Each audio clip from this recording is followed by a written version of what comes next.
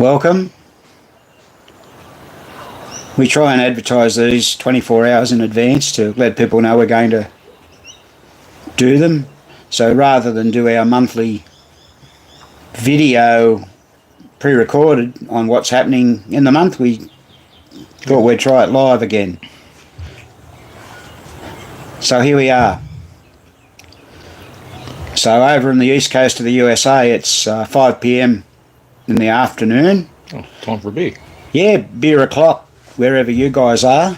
And then we've got the other three time zones in America. We've got Central, Mountain, and what are we missing? Oh, over in California, what do you call that? West Coast, I suppose. So 9 a.m. Saturday morning here down under. Rather lightly cloudy day here. Pretty pleasant, but... Yeah, morning from Melbourne. Oh, hello. Tony, yes, your wife bought you a goat shed sign for a surprise birthday gift last year, isn't that correct? And I thought she got him a goat. A goat? Oh, okay. Oh. And you're going to be in the USA, so we'll get to meet you over there, I guess, if you're going to Chicago. We'll talk a bit more about the USA tour in a moment, in a little while. One thing that we know about the weather, it's going to be stinking hot tomorrow. Well, today it's going to be maximum of around about 80 degrees, 85 degrees, but tomorrow we're going to have 100 degrees Fahrenheit, so that's quite warm. You will be there. Okay, great. Well, we'll certainly see you there, Tony, for sure.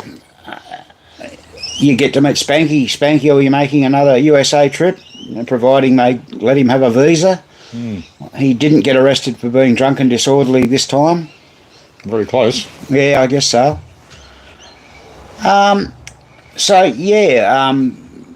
Graham is going on a little road trip tomorrow down to a south coast, a place called Ulladulla, which is around about a 5-hour one-way trip from us here in Newcastle.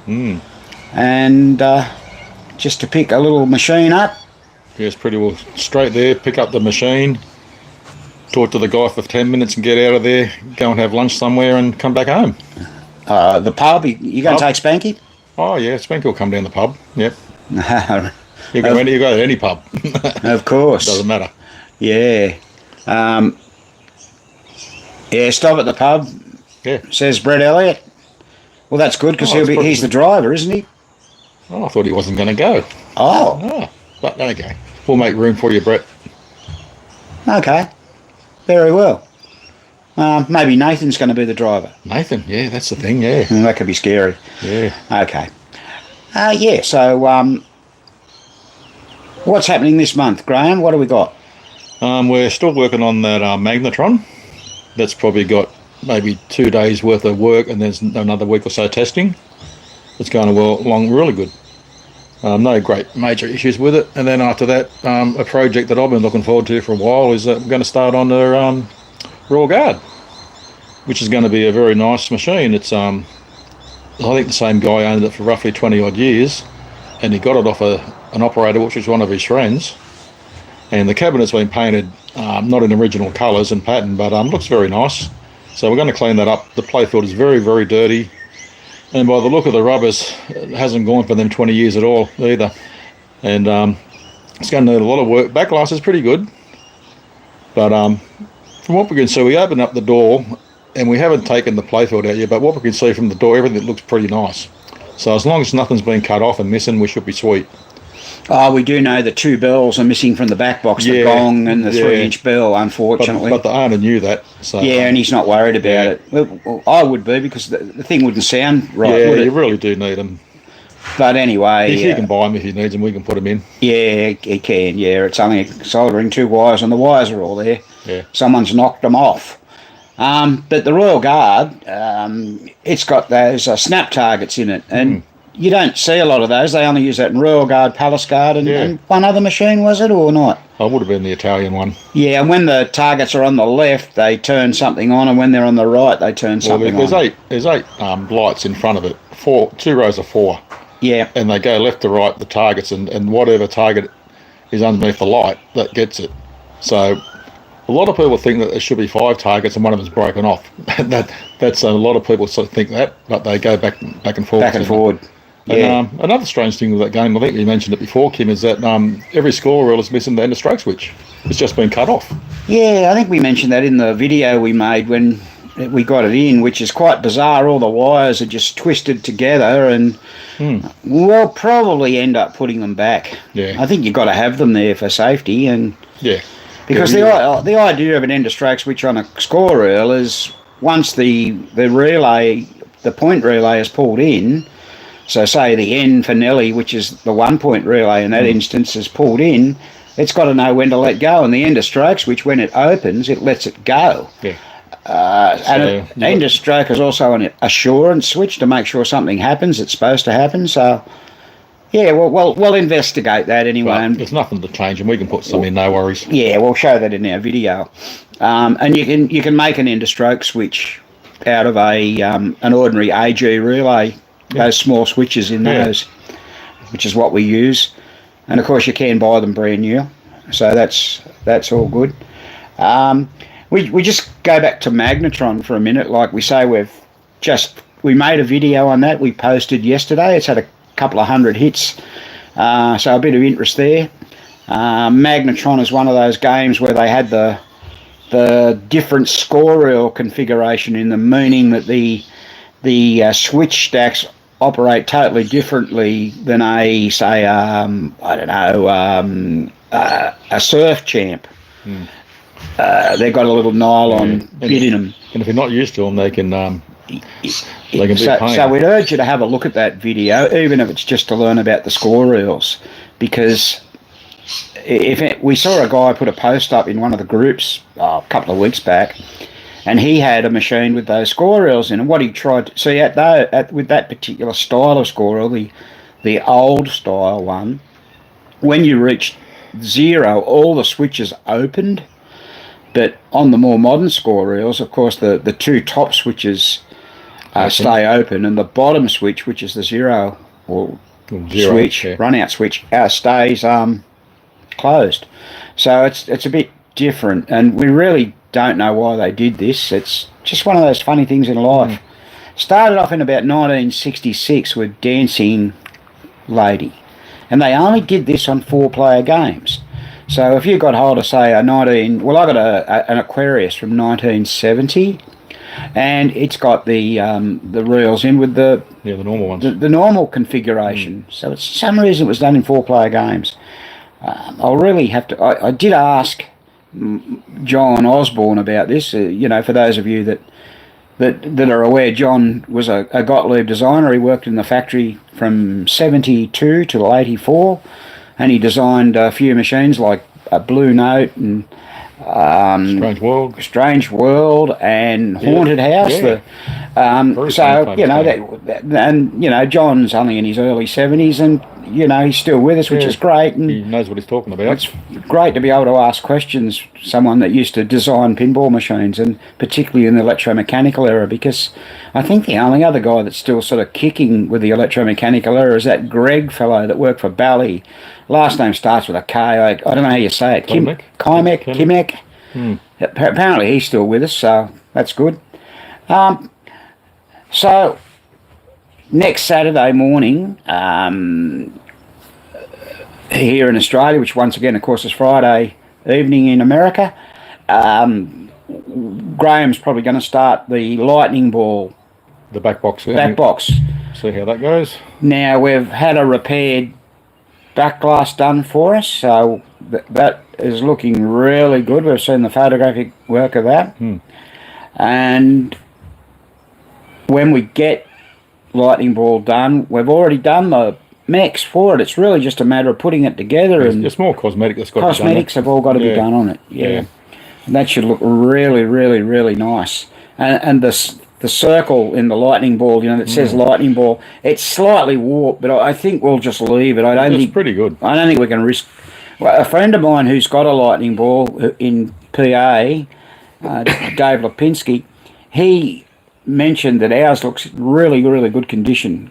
So unless you get one made, yeah, and it still gives it that originality, doesn't it? I think we're very lucky. It is what it is. It's pretty nice. And the fellow we got it off, he can't wait to see it. Yeah, so all put back together. Hopefully this year's Pinfest. Yeah, hopefully. Yeah. Well, we've got a while to go. We've got a good 7 or so months. Yeah, sure. 8 months. So also we've got a couple of slot machines to do. Now we've got one down there in the goat shed at the moment. The bloke bought it in last year. It's an old Australian brand called Jubilee, or Silver Jubilee they used to be called. Yeah. And this is an old 3-reel machine in a metal cabinet. And the good thing about it too is that it's got the dagger handle. Yeah. Which is really what people are after. Yeah. They look fantastic. Quite rare. So basically... It's been restored. Yeah. It just, when you put the mech in the cabinet, it doesn't... The handle doesn't operate the mech, so it's just some adjustment. It's all mechanical. Just have to have a look at that. And we've got a guy is going to give us a pinball machine. Actually, a Gottlieb Aquarius, isn't he? Yeah. Apparently the playfield's trashed. Yeah. So, and we've got to fix a couple of slots for him. Just a matter of... So we're worth thinking of... slotting him in. Maybe scrapping the playfield and retheming it, maybe. That could be... Yeah, or getting one of those overlays done, who knows? Yeah. Aquarius is a pretty good game. It's a great game. I've got an Aquarius. I bought it, several years ago now, and Graham painted it all for me, and we had the playfield touched up. It's got those kicker holes at the top that sort of go on a bit of an angle where the ball kicks out. They take a hiding. Gottlieb logo's right at the top there, and it wore that out. Well, we had we got one off the net, made it, and put a bit of mylar over it, and you wouldn't even know. And a friend of ours, he's really good with art. Sadly, he doesn't do it often enough, or he's just can't be bothered. He matched there's a greeny colour up there, or turquoise green. Yeah, and he matched it perfectly. Absolutely. You would not know it had been touched up, seriously, till you take the glass off and have a really, really good look at it. And, we need more people like this in the pinball hobby. But like I said, this guy, 1 minute he's into, drones, and he's into racing lawnmowers, dodgem cars. Succulent plants. He's into a lot of hobbies, except the right one. And chasing women around. I think that's his... He'll get back. Isn't that his sort of downfall? Yeah, women. Women? That's okay. Oh, well... That never happens to blokes, does it? No. No. Spanky, has all these adoring fans from all around the world. Yeah, it doesn't bother him. Yeah, so, I don't know, we haven't got anything else sort of firmly booked in that we can think of. We're just tossing it around before we went to air this morning. But we all know what happens. As soon as we finish one job, someone rings up. And it always happens. But if not, we've still got plenty of our own work to do. Yeah. And just bear in mind, here we go with that sales pitch again. We're going to have our goat shed signs were promised to us late January, early February. So we're rather hoping that they'll come in soon. We've had a fair bit of interest in them. We had to order 100. So... weren't they having trouble with the colour or something? No, that was in the other secret one that we're having the made. other one, okay. Yeah. So the secret one we can't reveal yet, but I think that'll be a great seller, and it'll be really useful for everyone's workshop. And I'll give you a little hint to do with score reels like we were just talking about, but all brands. So that'll be good, something to look forward to. Yeah. We're also going to be doing bottle openers.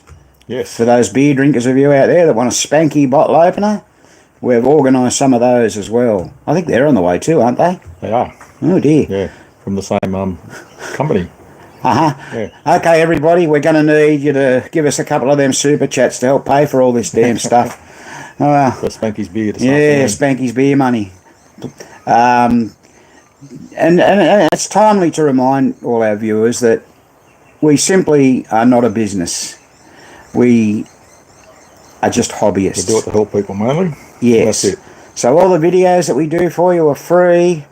All the assistance we give people online is free. Yeah. And sometimes we can't get back to people as quick as people would like, simply because we only work 4 hours a day. We generally start at 8 a.m. in the morning and finish by 12 noon, and we do that Monday through Saturday. And it's summer here in Australia at the moment, and earlier on when we opened I mentioned temperatures like 100 degrees.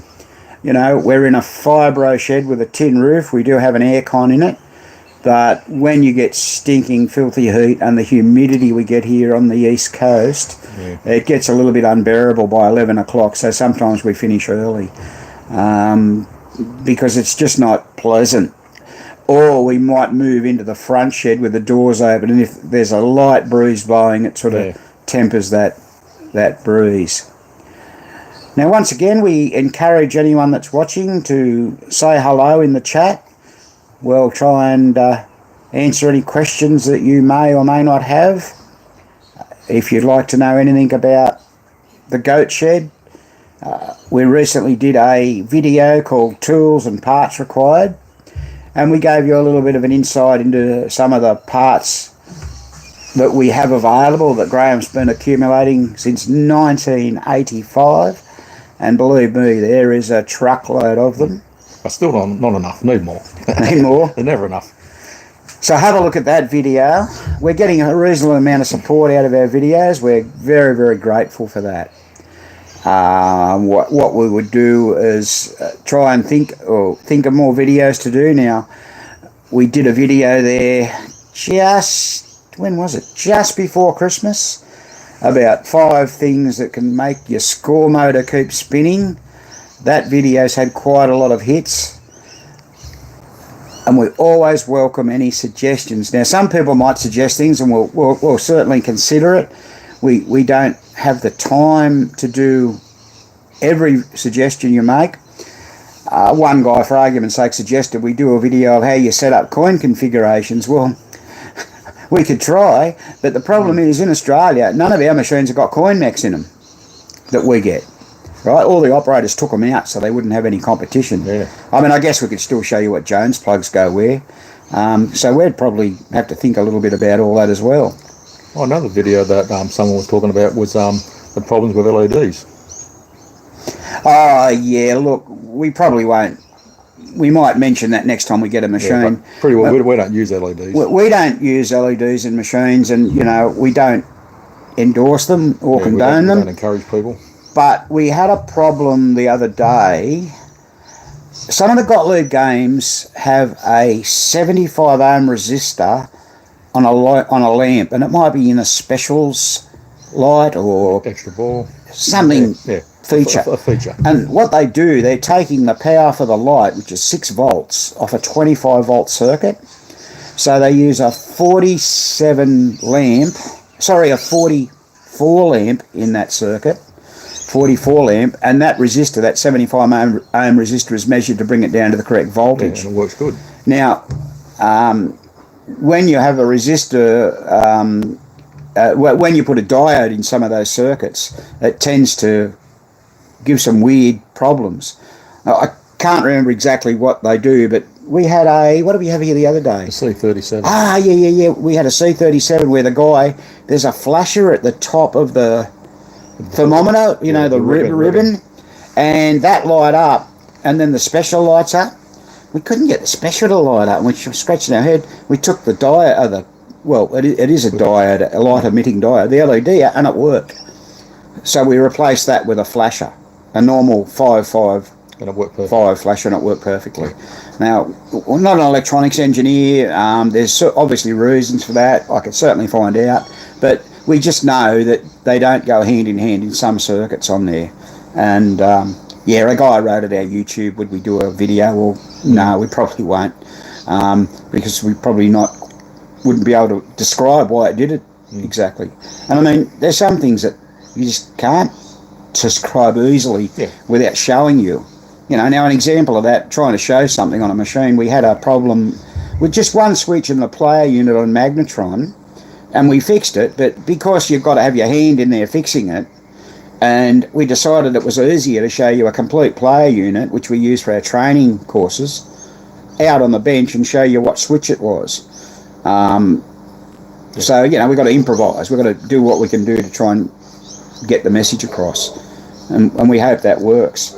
Now, we have a lot of lovely messages from people saying your videos are invaluable. Well, that's great. That gives us a warm and fuzzy feeling, you know. And as I said, we can only hope that they're left online for a long period of time. There wouldn't be any reason that they'd be taken off that I can think of. But, you know, you just don't know, do you? You don't know what they do. So we can't be here forever. No one can be, can they? And I've mentioned this 100 times before, we need more young people. Yeah, so the machines are here forever. The machines are here for a lot longer. So having said that, we announced on our Facebook group, which is the Goat Shed EM Pinball Repair Specialists, for those of you watching that may not be on our group, that we're going to have another training course next month, March. Look, we haven't formulated the official date, but it would probably be the last Saturday in March at this point in time. We'll just have to have a look at our schedule, and we'll announce that officially in a couple of weeks. But we wanted to give people forward advice that we were going to have this course, because we got a lot of people saying, I really want to come to your course, but every time you've had one, the date's not right. Well, you know, sure, I get it. The date may not suit everyone all the time. And we hope that we can run 3 courses this year. So we'll have one in March, then probably one in June, July, and then probably one in October, early November. Yeah. And that'll be it. Then we'll cycle back to next year.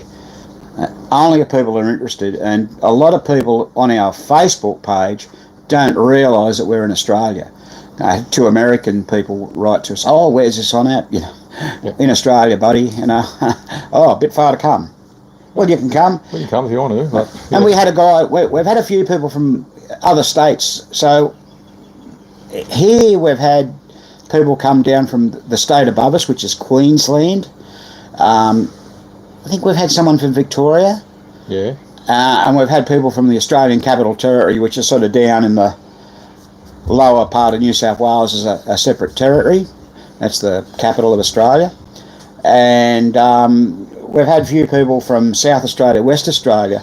Oh, come over. Well, we can't, right? Because we could, but we can't bring the stuff that we need to do our courses. That's why we have them here. We've got everything here that we need to show people. We've got all the gear. Whatever we need is here. So it's not possible to pack up a bag, because the ship, not the shipping, what do you call it, the luggage, the baggage excess would be a fortune. Yeah. So unfortunately we can't have a course in other states. But what I've suggested to people, that if you want to come over, why not, you know, get a few of you together, 3 or 4, and say, right, yeah, we've got 4 people who'll definitely come, and we'll run a special course for you. No problem. Yeah. But it's got to be at least 4 people to make it worth our while. And our training courses, we like to have 6 people, if possible, to make it worth our while, because it's time and effort that we've got to put in. It's a big day to run them. It's a big day. It starts for us at 7:30 in the morning and doesn't finish till about 2:30 in the afternoon. And for that, we've got to, you know, give people morning tea, lunch, beer, and our knowledge. But at $180, which is the present cost of the course, I think that's great value, all things considered. And as we mentioned, this is Graham's home. I just come here to work. You know, quite a bit of money's been invested in the Goat Shed in material form over the last couple of years. It all started with new doors on the front shed, and then having the front shed connected to the back shed. by a doorway and a ramp, and then a new roof put on the front shed, and then all new lighting put in both sheds last year. Power in the front shed. Power in the front shed. There was never power in the front shed. That's all been done. New bench in the front shed. It all costs money, you know, and you need to be able to work somewhere. Comfortable, yeah. Shelving for the cupboard for the parts, shelving for the rubber. Yeah. All that sort of stuff. You know, we've shown all that in the video, so we won't be going there today. But I think in the last live chat we mentioned we're going to come over to the USA again this year. Well, at least I am. I don't think you're not going to be able to make it. I can't see it happening. Yeah, okay. So I'll come over with my friend Craig, who I visited in 2018, 2022, and now we'll be visiting in 2024. So we'll announce where we'll be going on our Facebook page once we've made our itinerary complete. We will be going to Expo in Chicago, so it's number 40. Rob Burke has asked, would we speak there again? Well, I guess so. If people want to listen to us, Australians bullshit on for a while, we could do that. But we'll be going to the White Rose Game Room show. We like that. There's a lot of good people, EM people go there. We'll be going to various places. I'll be staying down in San Diego for a bit, so the way it'll probably work, I'll probably get over a week maybe before Craig comes over. I'll go and stay with friends in San Diego. They want to show me a bit more around about that part of the world, and that's really nice. I enjoyed it down there. Then we're going to probably go to Long Beach and visit some people there, and then we'll probably head over to New York. I don't think we're going to go to Vegas this time. We've already been to the Pinball Hall of Fame, the old and the new, and we've seen really what we wanted to see in Vegas. Neither of us are real gamblers, so probably give that a miss. Well, we'll see. Things might change. I don't know. Head over to New York. There's still a bit more sightseeing that I'd like to do in New York City. I suppose you'd need to spend 2 months there almost to be able to do a lot of things. Yeah.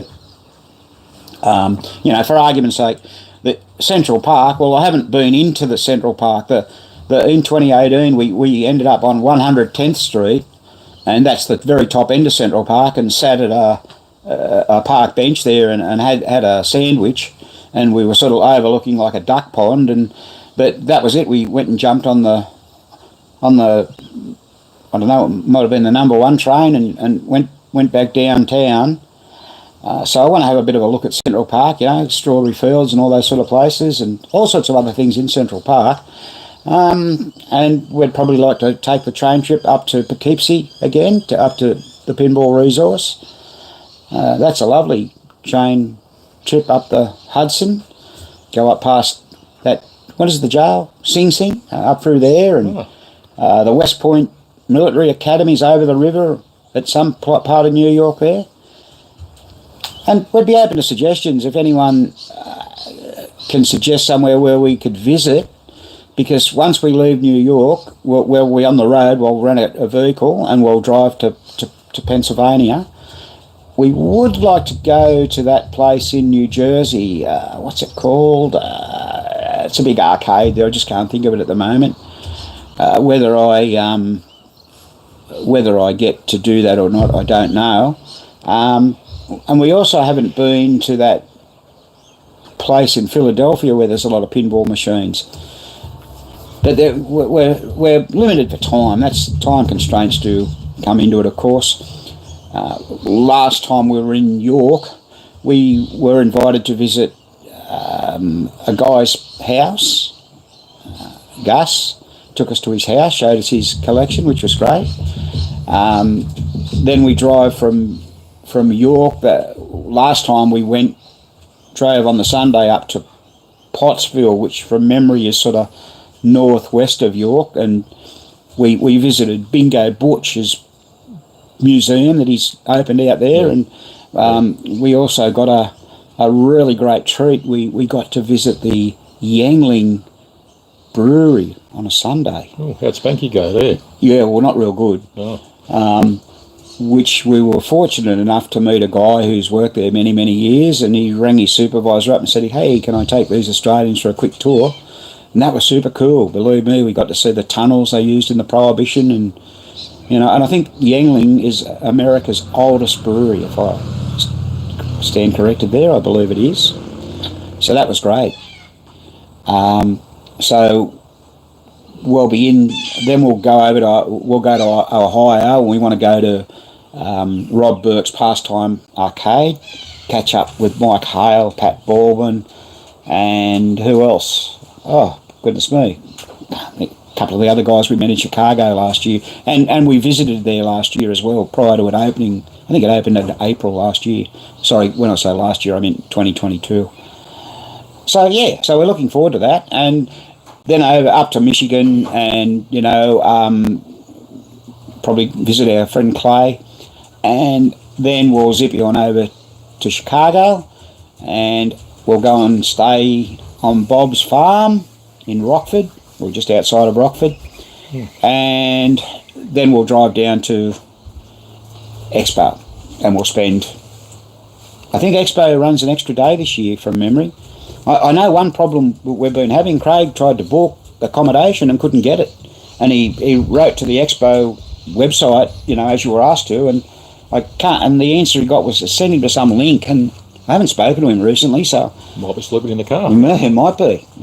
We don't want to, because that Schomburg thing. The only downside of that is is that it's away from. You've got to have a vehicle, because to go and get something to eat, it's a bit out of the road. You can't. Well, you could walk, but I don't want to be walking. Not at my age. So yeah, we'll have to see what happens there.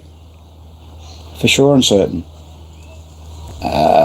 So that's, September, October, the way time goes, it'll be here before you know it. And when we leave Expo, we'll probably head over to San Francisco and visit our friend Andrew, and go to Pacific Pinball Museum and Annex, visit our good friend Michael Sheese. And there's somewhere else we wanted to go, I just can't remember. So that gives you an idea. So if anyone wants us to drop by and see their collection, have a talk, either come and see us at York, if you go there. I know a lot of people go to Allentown, which I think's on in March, is that right, Allentown? And then at York, we'll be there on the Thursday afternoon. The thing runs Friday, Saturday. Yeah, that's right. So we always get there on the Thursday afternoon when they're setting up, and go and say g'day. So it's a full trip. To Richie, the guy that sort of seems to be involved with the running it. Richie Marquette, I think his name is. So, yeah, something to look forward to. Airfares have come down a little bit, but it's just that American dollar against our Australian dollar, or our Australian dollar against the American dollar. Wow, last time we were only getting 61 cents. It's not good. Very expensive. Very expensive on a pinball mechanic's wage, I can tell you. Oh. Eh? It's not good, is it? No. Okay, we haven't had much on the chat, or have we missed something here? Here we go. Let's see, what's going on here? Sorry about that, people. I done that last time. Been waffling on. Rightio, so there's hi Jim from Abbottstown in Pennsylvania. Hey Jim. He's saying hello to Brett, damn spell check, Brett. Oaky Dean. Hi, Goat Shed guys. How do you? Yeah, we're going good, Oaky Dean. Looking forward to seeing you in October, Craig. Yep. No one looks forward to seeing us, Jim. What else we got? You guys doing a live stream repair in 14 hours? No, we're not. Can you just get rid of that for a sec? Oh, no. Cancel.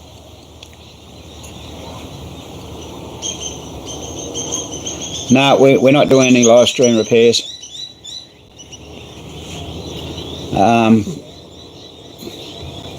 had trouble with this messages thing before. I don't know what I've done here. Get rid of that. There it goes. It's gone. It might come back. Can someone just write a message for me, please? Anyone, I don't care. Just say hello. I just want to see if it comes up now. I know it takes a moment to type. You still there, Brett? Maybe you could do it. Brett's one of our local guys. Yeah, there you go. Hello. Okay, that's great. Thank you. Yep. Kevin, where are you from, please? We'll see where Kevin's from. Don't know. Guess who? Graham shouldn't talk. Well, it's normally the other way around. We thought it was Graham's turn to talk. He doesn't. He doesn't say much. I'm the quiet achiever. He's the quiet achiever. That's right. Andrew Harris. My God. Oh, how you going, Andrew? We just mentioned you a minute ago, Andrew, without using your last name. So, yeah, can't wait to come back to the USA. I always put a lot of weight on over there, so... Oh, you never know. No, you wouldn't. Oh, okay. I also mentioned, Andrew, we're probably calling at your place again. Oh, Kevin's in Kansas, Missouri. Now, Kansas is a place I really would like to probably visit. Well, the same as the good state of Missouri. But I'll have to try and schedule that in another trip maybe before I get too much older. I'm hoping to come over to America maybe at least twice more. Yeah, that's right, Oaky Dean. This is the live stream. Yeah. Yeah, oh, that's right. You were crook last time, Andrew. That's right. Yeah, we went to Dan's place and you weren't well at all. I hope that rash has cleared up now. Yeah, so, you know, we've met some fabulous people over in the States, and it's always good to go back. And like I was just saying, you know, I'm getting on in years. I'm 70 now. So, you know, maybe now, time permitting, we're going to work you till you're gone. Yeah. Yeah, well, let's hope you're not so sick, mate. Probably Alameda. Yeah, we are. We'll be in Alameda. Yeah, we'll be going to see Mike at the Pacific Pinball Museum, but we generally catch up with him at the Annex, and then we go over to the museum and play a bit of pinball. So last time we went to the Annex, I think it was a Sunday, if I remember rightly, and we caught up with Michael, and a few of the volunteers were there, and another guy who I've met through the Fun with Pinball coaching clinics is David Valansky. He was there, and there was another guy there whose name I just can't recall. One of the volunteers, and I'd like to meet. I'd like to meet that. What's his name? Larry, but he wasn't there. I mean, it's a Sunday, fair enough. I mean, we don't expect people to change their living schedule to accommodate us. But yeah, and then we left the Annex because that's an old naval yard, and there was a really big aircraft carrier parked or berthed there. Yeah, that would have been good. Yep. Have you met Dan Fonce? Yes, we have.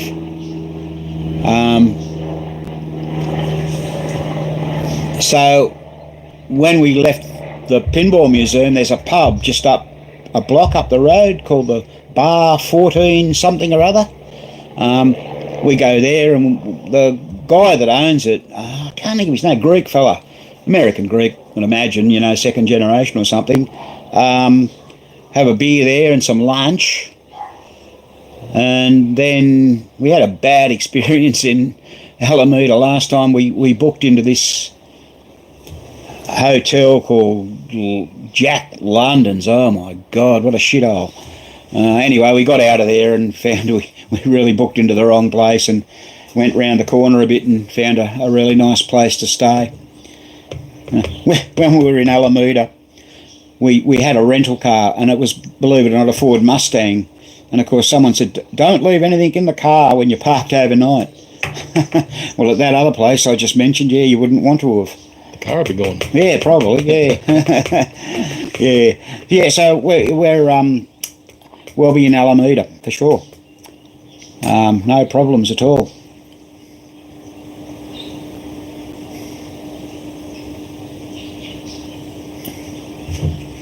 The USS Hornet. Okay. Yeah, spam fries, that's right. Yeah, that'd be nice. Yeah, they're tasty. They're interesting. I mean, they come out in a spam tin, and they're deep fried. They're crispy? Yeah, sort of. Yeah, crispy and soft inside. Yeah, they are crispy on the outside. It's different, you know. It's sort of a little bit. We'll probably make them. A little bit different. Yeah. So we had those. I think we all liked them. That particular pub, it's got a bit of history. The first time we went there, the bloke took us out the back area and showed us all these photos of it when it was first established and so on. I've got the fella's name on the tip of my tongue, I just can't get it out. But anyway, we asked for him last time, and they said no, he was having a day off. So once again, it doesn't matter. We moved on. Yeah, and then from San Francisco, I'll probably go back down to San Diego and spend my time there. Hopefully I'll be over there at least a month, 5 weeks. Hopefully, maybe. Maybe go 6 weeks, I think, Kim. Yeah, Graham wants a rest. That's my bit of a holiday. Yeah. So, not far away now anyway. So, like I said, we'll keep you posted on our Facebook group page. Now, we found on our Facebook group, now we've got almost 4,000 members. Now, whoop-de-doo, I mean, who really cares? But when we started that, we just thought it was more or less started to keep the local pinball community here in our surrounds updated. And what's going on. What's going on. And because of that, a few friends saw stuff that I might have posted individually and found about the group from overseas and joined it. And it's all fine. But, you know, like any Facebook or social media group, out of that almost 4,000 members, probably only 50% of those are active. People join, and some people join our group and start asking questions about solid state pinballs. Well, hey, we haven't got a clue. So we generally politely inform them that we're not into that, and they'd be better off going to another group. And if they want to leave, we don't mind. But we primarily do, and only do, electromechanical pinball games. And we recently made an announcement, and we've spoken about this before, about bingo games. We're sort of having a rest from them for a while. We've just got too much other work to do, and they take up too much of our time and too much space, and they're too damn heavy. And both Graham and I have got bad backs. Bingo back. Yeah, so, you know, once again, you know, not young men anymore, and that's a young man's job. Yeah. So just pinballs, even we don't see many pitch and bat games here. We have fixed, I think in time we fixed a Chicago coin TV baseball. Yeah, one of them. And one other early in the piece. Oh, I've heard of a United one here. Once. Right, okay. But and plus gun games as well, we stopped doing them if we can avoid it, because they're massive to move around. Yeah.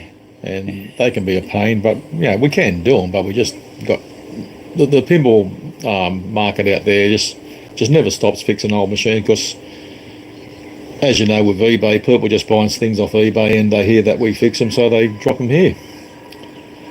Which can be a bit of a worry sometimes because the stuff you get off eBay is a bit dodgy. Well, yeah, it can be. Yeah. So we've this magnetron we've actually got here. There's a bit of a story to that. Back in March last year, this guy Graham's known for a long time. He used to actually work with him. He collects a lot of American cars, and he had a whole museum thing going out here called Back to the Lost in the 50s. Yeah, Lost in the 50s. He shut that down anyway. Long story short, he called Graham up here. I don't know the guy all that well, and said, "I've got all these pinball machines. Why don't you come and have a look at it?" Blah blah blah. So we organised to go there, and he had about 16, 15, yeah, anyway. And they were all American. They all come over in a container. When I say American, I mean American power, you know, so they'd never been to Australia. He had a step-down transformer there. We ran, half the games wouldn't work, and, you know, Magnetron was there, it was one of them. And, you know, this guy honestly thought that, you know, for $100 each, we were going to get them all going. Yeah, in 10 minutes. Yeah. And when we informed him that, look, this doesn't go, that doesn't go, they all need multiple work. Yeah. So he auctioned some off recently. Apparently he auctioned 5 or 6 off. So Magnetron's the first one we've seen. Don't know where the others went. Like we will see them. We'll probably see them here in the future. And give us something more to do, you know. So, yeah, they came over, and he brought over a couple of old... what's he got, a Batmobile, hasn't he? Oh, he's got all that. He's got a Batmobile and so many cars. You've got no ideas. Yeah. He had a stretch. What was it? A Pontiac? Yeah, he did limousine too. Or something. Limo thing. Yeah. And he had a row of those laughing clown things as well. Yeah, that's right. Some Dodgem cars. Dodgem cars. A couple of old poker machines. A lot of mannequins. And lots of Coke signs and such. Just all memorabilia from the 50s. A lot of interesting stuff, but, you know, if you're into that stuff, yeah. But like you need the room. You can't just buy a sign for $1,000 and put it behind the bed. You got to have a shed to put it up and everything. So yeah, he's got a big facility now, like a little bit sort of north of us here, west slightly. He's scaled down what he was doing, because before it was, he must have had probably 60, 70 cars from the 50s, 40s, right through the early 60s, American cars, in his previous place he was staying at, and now he's probably only got 6 or 7 cars, and the rest is just all memorabilia. Yeah, there wasn't that many in there, was there? No. But they were nice and very interesting. Yeah. If you don't have a bad back after them bingos, you will. Yeah, that's right. They're damn heavy, aren't they? Oh, yeah. We normally try and get, if we have to move, we normally try and get 3 or 4 people here to do it. Well, if someone was dropping off a bingo, we always said, you've got to come with someone else. You've got to bring a mate. Yeah. Don't just turn up. So a guy bought one of you one day, and he brought his mate with him. His mate was a real skinny little fella. Like he worked in an office all his life. Yeah, he probably couldn't lift a broomstick, and he was about as useful.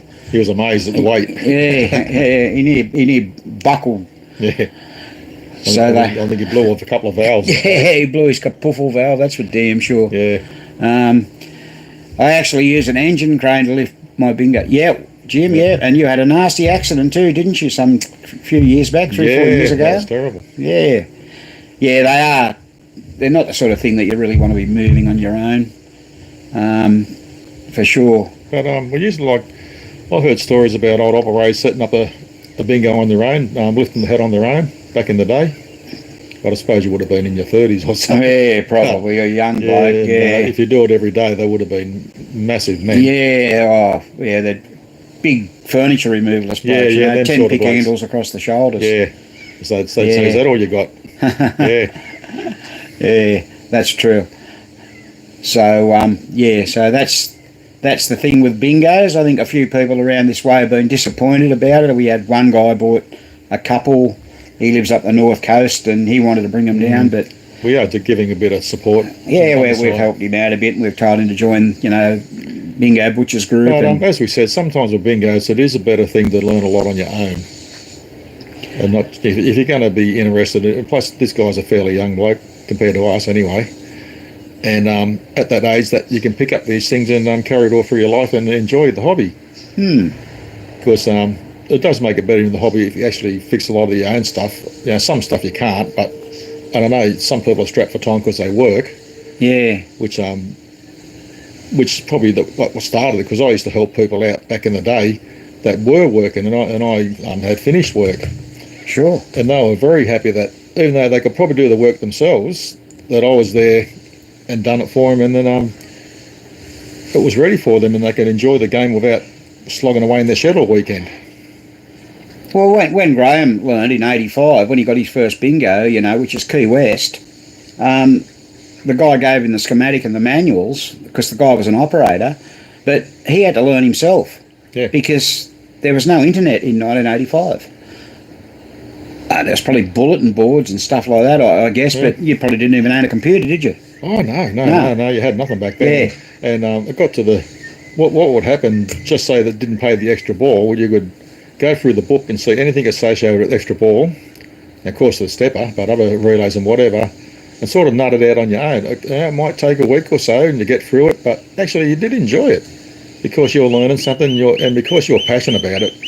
You could have never started fixing bingos thinking I'm going to make money here. That's all the interest was. And that never was there because I wasn't going to put it on site or anything or offload it.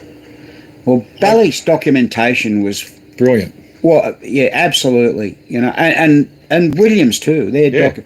Compared to Gottlieb, it's crazy. And Gottlieb were the kings of pinballs, and yet their documentation was. It's like they didn't want to give nothing away. Yeah, I think that might have been something to do with it. You know. Yeah. But I think the funny thing was whenever either of the big manufacturers released a new product, the opposition had it in their shop. I remember reading years back when David Gottlieb first came to Chicago and he was in a building there. He got 3 or 4 of them. He got a machine off somebody. It was, and he said, "Copy this quickly." And whatever that machine was, he might have got it off Genko or whoever he got it off. It was a real dog. It didn't work, and they wasted all their time.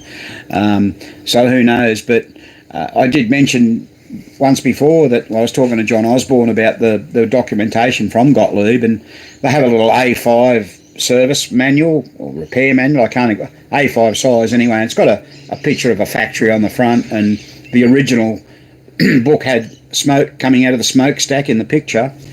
That was their book, and that's very, very good, that book. It's probably a little advanced for beginners, but John was tasked with rewriting that, and he dutifully did that.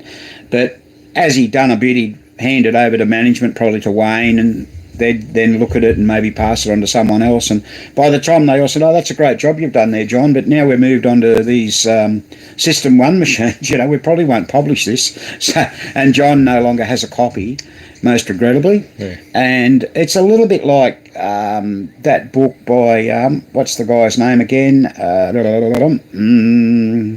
Oh dear. He wrote, he's back in the early days. I can't remember his name at the moment. I always forget that. Russ Jensen, that's it. Thank you, Brett. He wrote a book for Pin Game Journal or something like that, and apparently there's a fella here in Australia, lives in Melbourne. We don't talk about that state of Victoria very much, but there was a revised edition of it, so that never went to press.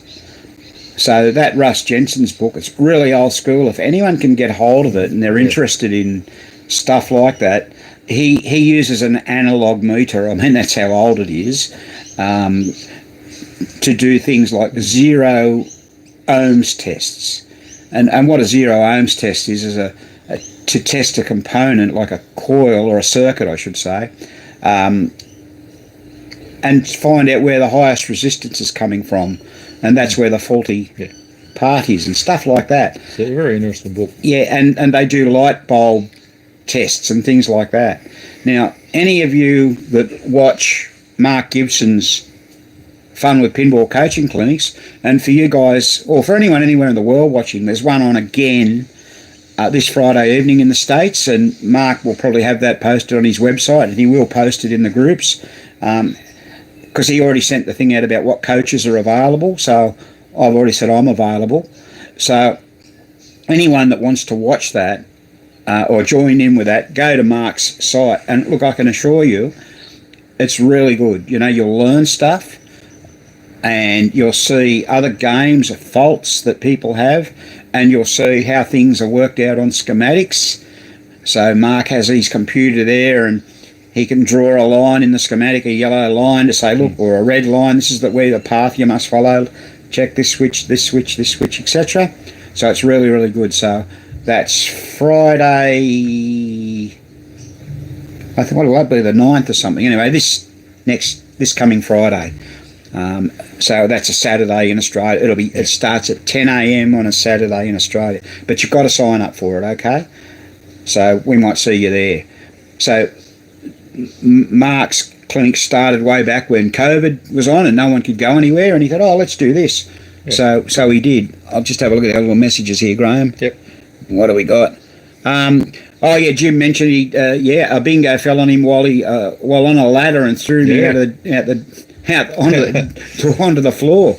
So yeah, that was a nasty accident Jim had, and he got hurt, banged up a little bit over that. So the bingo got it even, didn't it, Jim?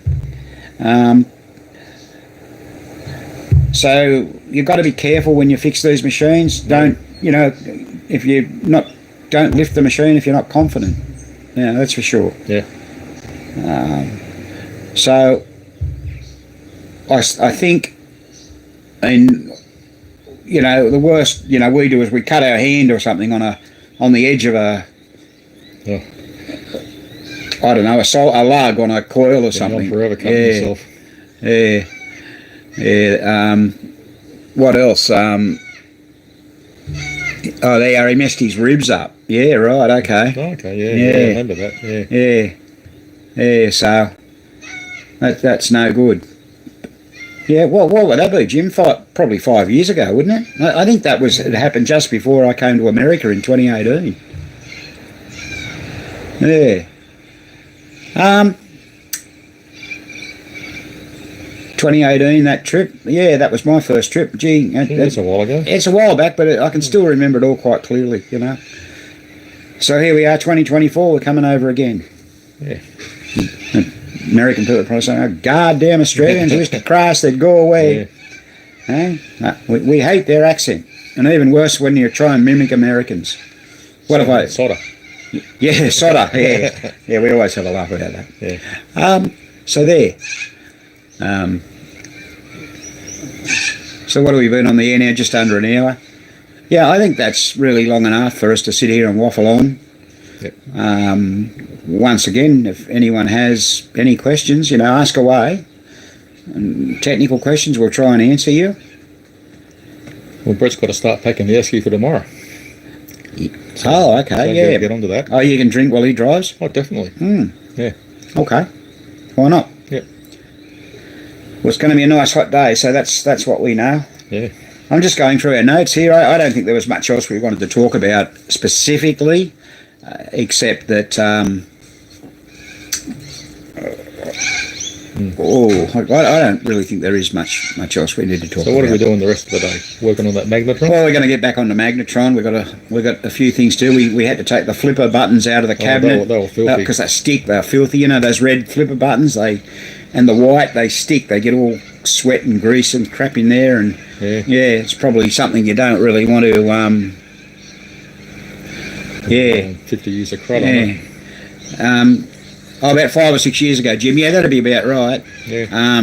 Brett says pack, and a chap says here, whereabouts you all going to be in the States? Well, Jeff 4130. We did talk about that. You may have just joined us.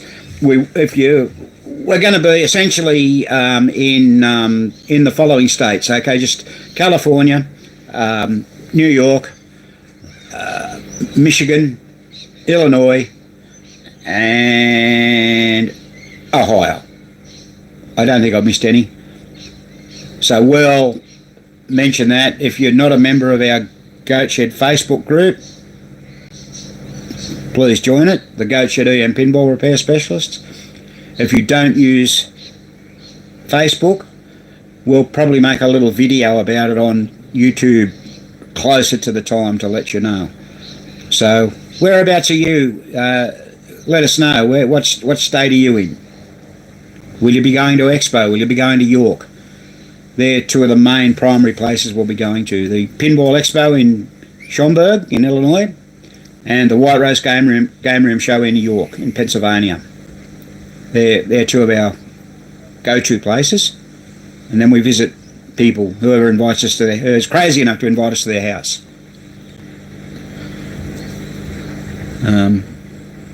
Well, we know you're in Pennsylvania, Jim. Yeah. Oh, sorry, you might. I actually said Jeff. A guy called Jeff, or JF4130 was asking a question. He was asking where we were going to go in the States. All over the place. Sounds like they've got Nathy again. Well, it could be Spanky. Oh, yeah. You had a big night down the pub last night. Yeah.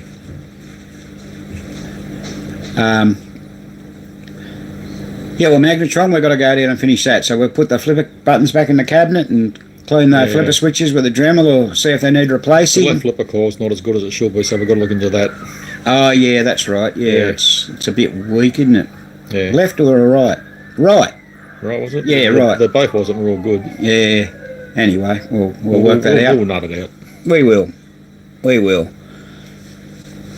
So, I guess winding down, all we can say is stay tuned for our next video. Should be Royal Guard, hopefully, maybe. With the snap targets? Yeah. And I can't tell you what we'll be doing after that. We might have a look at some of the suggestions people have made. We'll have the machining by then, no worries. Yeah. We always do. We try and sort of do a video and think, oh, we should do a few little tips and tricks, and then we start, and then we finish, and then we start it, and sometimes we try and post at least 2-3 videos a month if possible. Sometimes that's not always possible, but that's what we try and do. So once again, we would encourage anyone that wants to see a video to let us know either via the comments down below here or on our Facebook page. We're happy to give it consideration. So anyone done anything else there? Where are those comments gone? Yep, no, they're not. Okay. All right, people. I think we'll wrap it up now. What do you reckon, Graham? Yeah, we'll get back to work, and nearly time for morning tea. Yeah, that's true. Yeah. Then it's time to go to the pub. Oh, it's a big day. Okay. Yep. Have a great weekend. Well, I'm sure you will, Jim, what's left of it. And the same to you. Enjoy your Friday evening, everyone in the States. And till next time. See you, everyone. Bye.